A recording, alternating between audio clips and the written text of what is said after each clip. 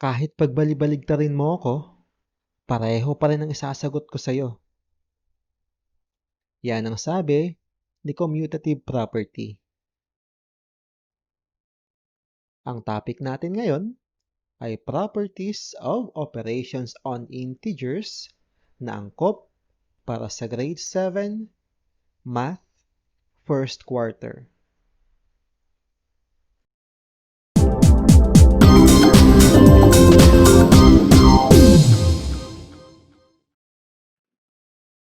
Hey guys!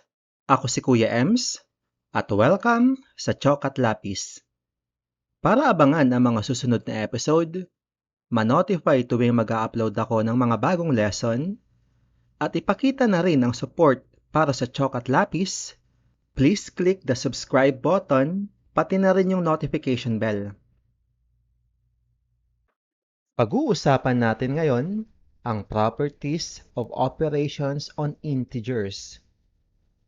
Ang mga properties na ito ay ang mga sumusunod: closure, commutative, associative, distributive, identity, at inverse.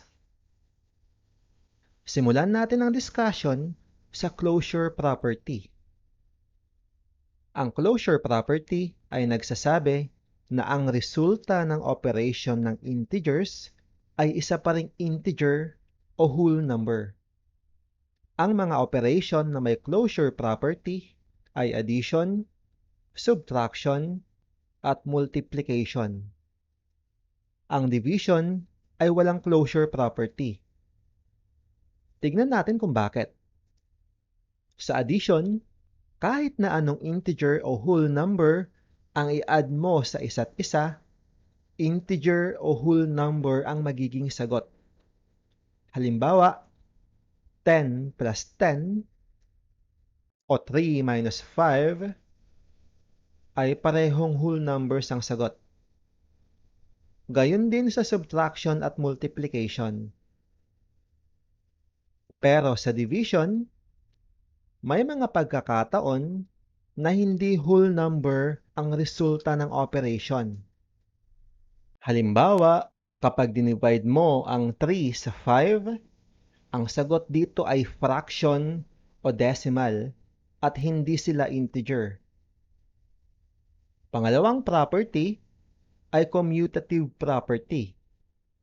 Sinasabi naman sa commutative property na ang order o pagkakasunod-sunod ng mga numero sa operation ay hindi mahalaga. Pareho lang ang magiging sagot kahit pagbali-baligtarin mo ang order ng mga number. Ang mga operation na may commutative property ay addition at multiplication. Halimbawa ng commutative property ng addition, ang 2 plus 1 at 1 plus 2 ay pareho lang na 3 ang sagot. Sa multiplication naman, ang 2 times 3 at 3 times 2 ay parehong 6 ang sagot. Sa subtraction ay hindi pwedeng magkapalit ang minuend at subtrahend dahil mag-iiba ang sagot. Gayon din ang dividend at divisor ng division. Pangatlong property ay ang associative property. Ito ay para rin sa addition at multiplication.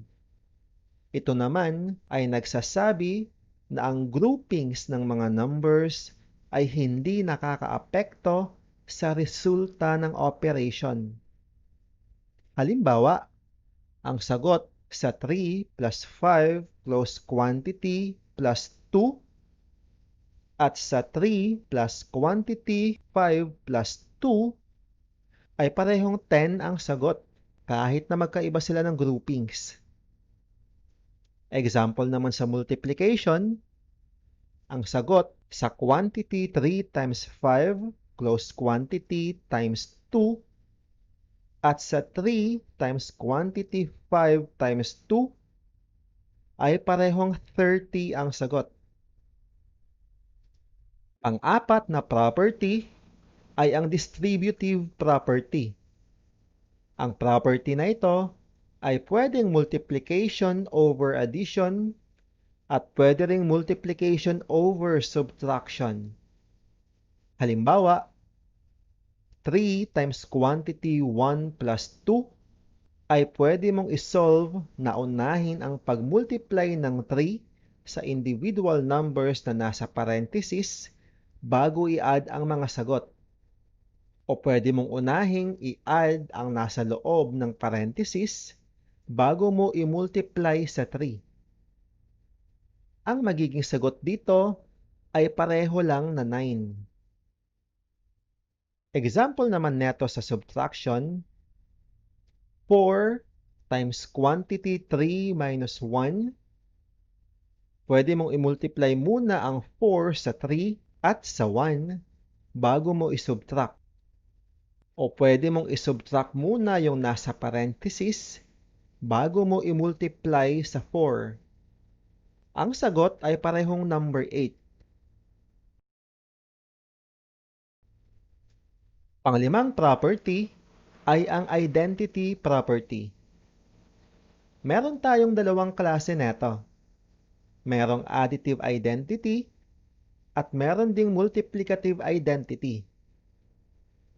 Ang additive identity ay nagsasabi na kapag nag-add ka ng 0 sa kahit na anong number, ang result ay yung original number pa rin. Ang multiplicative identity naman ay nagsasaad na ang kahit na anong number, kapag minultiply mo sa number 1, ang sagot ay yung parehong integer pa rin. Example, 10 plus 0 ay equal to 10 pa rin. At 10 times 1 ay 10 pa rin. Na-retain nila yung identity nila. Ulitin natin. 0 ang additive identity at 1 naman ang multiplicative identity.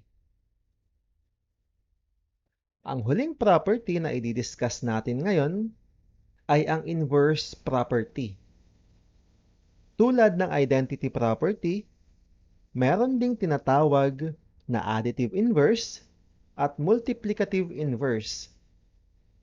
Ang sabi ng additive inverse, ang sum ng isang number at ng additive inverse neto ay laging 0. Ang additive inverse ng isang number ay yung same value niya pero opposite yung sign. Ang sabi naman ng multiplicative inverse, ang product ng isang number at ng multiplicative inverse neto ay laging 1. Ang multiplicative inverse ng isang number ay ang kanyang reciprocal. Halimbawa, ang additive inverse ng number 10 ay negative 10. Kapag in-add mo ang 10 sa additive inverse niya, ang sagot ay 0. Ang additive inverse naman ng negative 25 ay positive 25. Laging opposite yung sign. Pag pinag-add mo ang dalawang yan, 0 ang magiging sagot. Halimbawa naman ng multiplicative inverse, ang multiplicative inverse ng 5 ay ang reciprocal neto na 1/5. Para i-verify na tama yan, ang product ng 5 at 1/5 ay 1. Ang multiplicative inverse ng negative 9 ay negative 1 over 9. Ang product ng dalawang number na yan ay positive 1.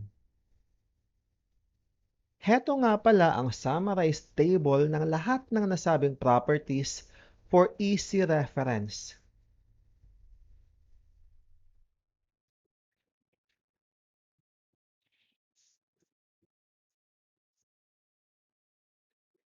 In summary, meron tayong 6 na property sa operation on integers na diniscuss ngayon.